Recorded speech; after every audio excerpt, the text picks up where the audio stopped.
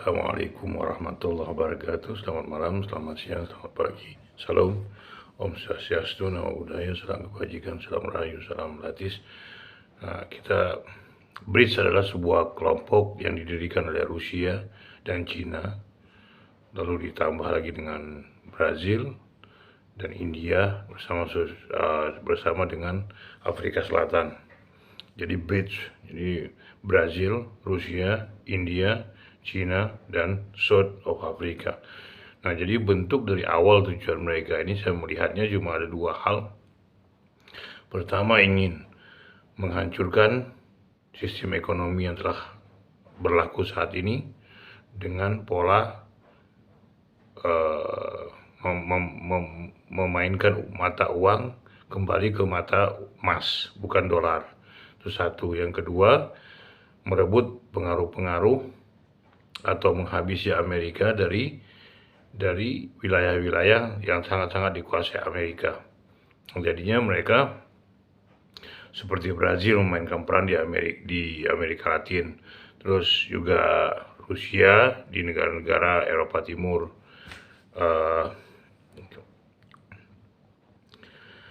India di wilayah Asia Selatan, walaupun ada konflik dengan Pakistan, Bangladesh, dan tapi mereka telah memainkan perannya juga. Lalu ditambah lagi dengan Cina yang kekuatan ekonomi sangat besar dan sudah mulai memiliki pengaruh di negara-negara Afrika, demikian juga di Pasifik. Lalu India demikian juga, Afrika Selatan. Nah, ini mereka telah memainkan sebuah hal, yaitu menghancurkan sistem ekonomi yang ada di seluruh muka bumi ini dengan memakai cara mereka. Karena BRICS ini merupakan bagian dari sebuah proses yang ingin keadilan dalam sistem ekonomi di dunia ini. Karena Amerika terlalu membanggakan dolarnya dan dolarnya menjadi patokan mata uang di seluruh muka bumi ini, kecuali Inggris ya, pound sterling itu mereka pakai bukan mata uang dolar. Nah, jadi inilah yang terjadi, teman-teman. Demikian juga Rusia yang sangat kesal dengan gaya Amerika yang telah menghancurkan Uni Soviet, lalu juga dengan Brazil yang dibuat semena-mena oleh Amerika Serikat, Brazil, Rusia, India, demikian juga. Lalu ditambah lagi dengan Cina yang walaupun ekonominya kuat, tapi tetap mereka melirik Amerika sebagai pasar utama mereka dalam teknologi. Demikian juga lalu Afrika Selatan, walaupun negara ini kecil tapi memiliki pengaruh yang sangat kuat di kalangan Afrika. Selain itu juga mereka menguasai teknologi seperti rudal dan lain sebagainya. Nah, ditambah lagi dengan masuknya Indonesia, Iran, Uni Arab, Mesir, dan Ethiopia, 5 negara, Arab Saudi. Nah, jadi menjadi anggota tetap dari BRICS. Nah, jadi mereka ini melihat bahwa sistem ini harus dikembalikan ke asal, yaitu mata uang memakai patokan emas. Yang kedua, menghancurkan kekuatan Amerika dari sisi pinggirnya Amerika dulu. Jadi negara-negara yang sangat patuh dan tunduk pada Amerika ini yang dihancurkan. Lalu bagaimana peranan Indonesia di BRICS? Peranan Indonesia di BRICS sangat besar. Pertama, karena memiliki sumber daya alam yang sangat kuat. Yang kedua, memiliki wilayah-wilayah yang strategis.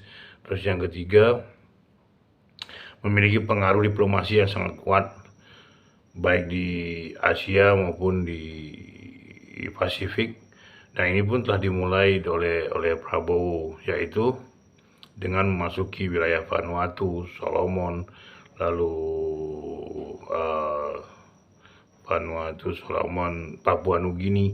Nah, itu telah menjadi bagian direkrut oleh Indonesia menjadi bagian dari mencoba untuk menanamkan modal ini di negara-negara tersebut. Lalu juga di Kenya, Zimbabwe, Kongo, dan beberapa negara lain di Afrika yang telah banyak dibantu oleh Indonesia. Jadi Ini merupakan bukti yang sangat konkret bahwa mereka telah melawan Amerika secara total, Amerika dan Eropa dan NATO lah. Nah, jadi ada dua hal dari peristiwa ini, yaitu pertama kekuatan militer saat ini diganti dengan kekuatan ekonomi, lalu juga pengaruh mata uang. Inilah yang sedang dimainkan oleh Brits. Nah, di sisi yang lain pun ini adalah merupakan bagian kedua dari perangnya antara blok timur dan blok barat, pertama NATO dan Fakta Warsawa. Tapi setelah bubarnya Uni Soviet, Fakta Warsawa hancur dan Uni Soviet hancur.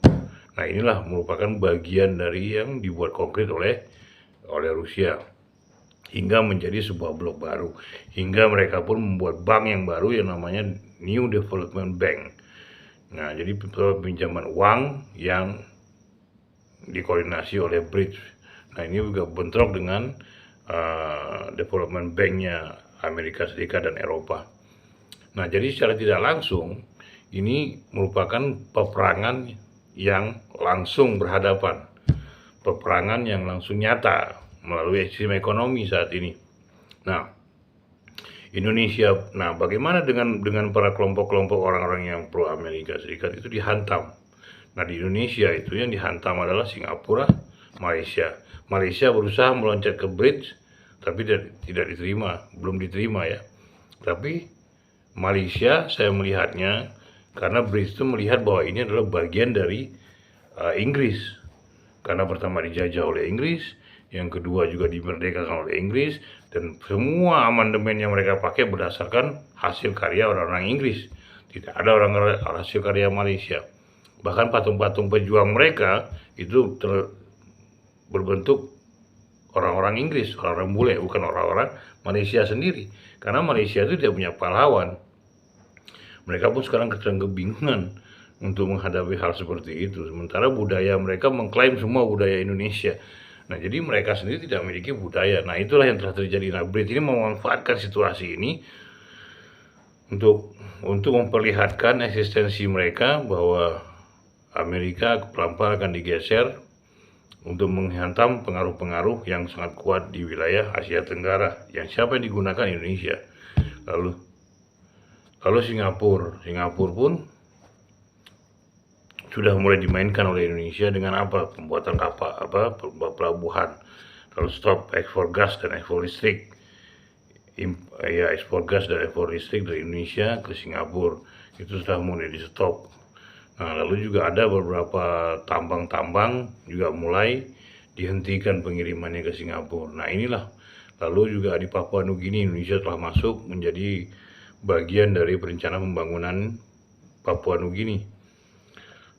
Lalu juga di Vanuatu dan di beberapa Solomon dan di beberapa negara Pasifik pun telah masuk Indonesia dalam penanaman modal. Nah, inilah yang telah terjadi teman-teman. Sementara di Kenya, Kongo, Zimbabwe, terus mana lagi ya, ada 5 negara itu Indonesia menanamkan usahanya di 5 negara ini di Afrika melalui tambang emas, lalu juga minyak, dan pengolahan minyak itu dipegang oleh Pertamina, emas juga dipegang oleh orang-orang Indonesia. Jadi BUMN telah masuk ke berbagai negara. Nah, itulah yang telah terjadi teman-teman, bahwa apapun yang terjadi saat ini adalah perang ekonomi yang dibuat oleh Cina dan Rusia untuk menghantam sistem yang dibuat Amerika dan Eropa. Jadi ini adalah perang antara blok timur dan blok barat kembali. Nah, ini muncul kembali.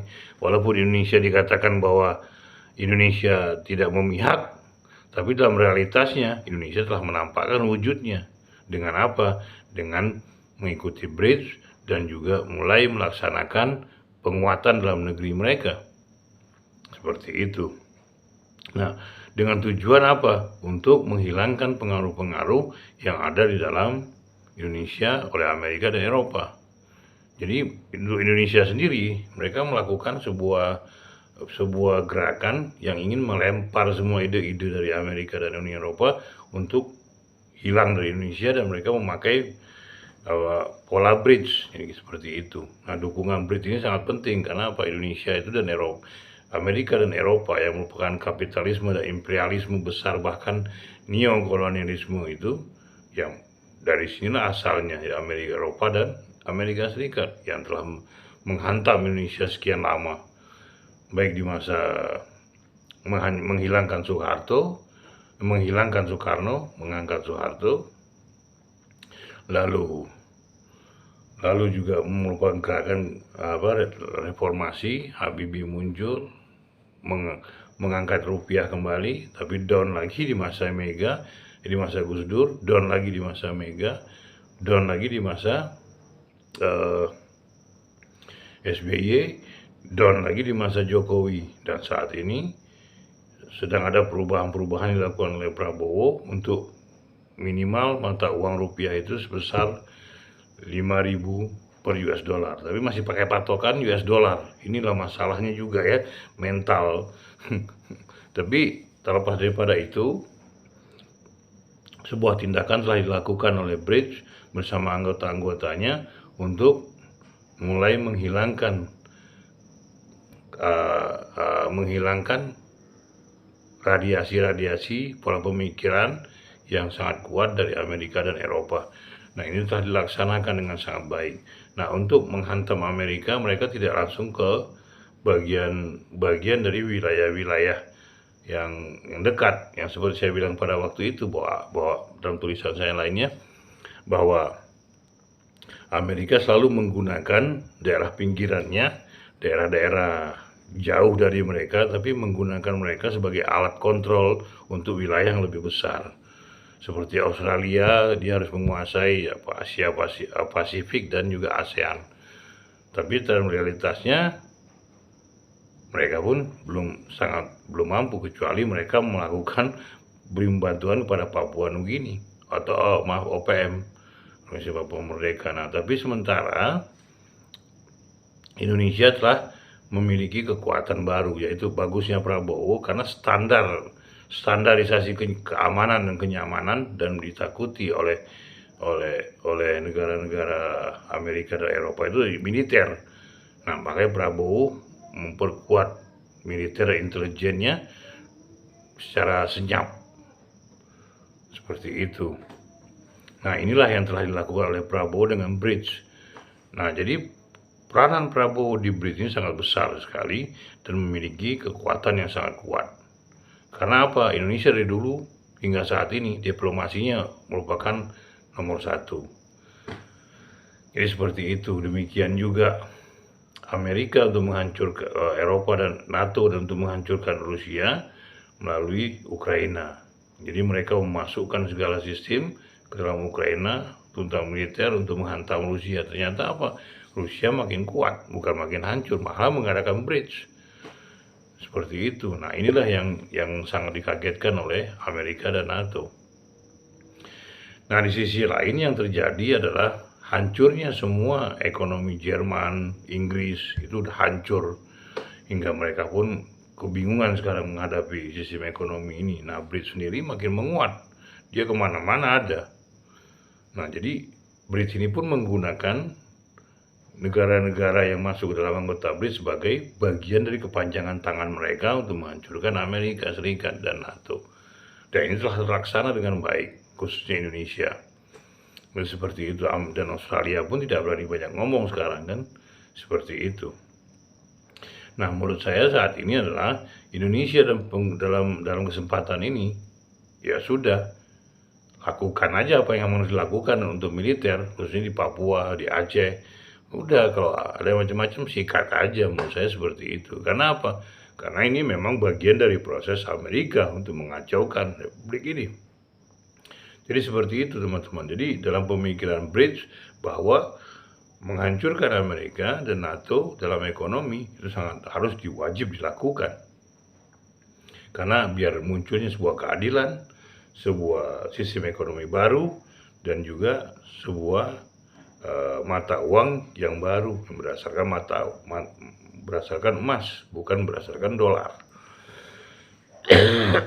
Nah, Indonesia saat ini telah memakai itu sebagai bagian dari sebuah proses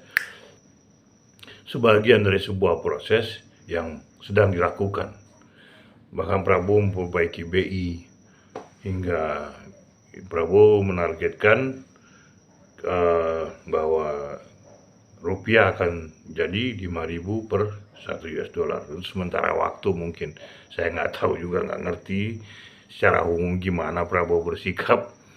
Karena secara umum BRICS ini telah menantang Amerika dan NATO, ini gitu secara besar-besaran. Bahkan Prabowo pun harus hati-hati mulai saat ini, karena kejadian zaman Soekarno ini sedang berlangsung saat ini.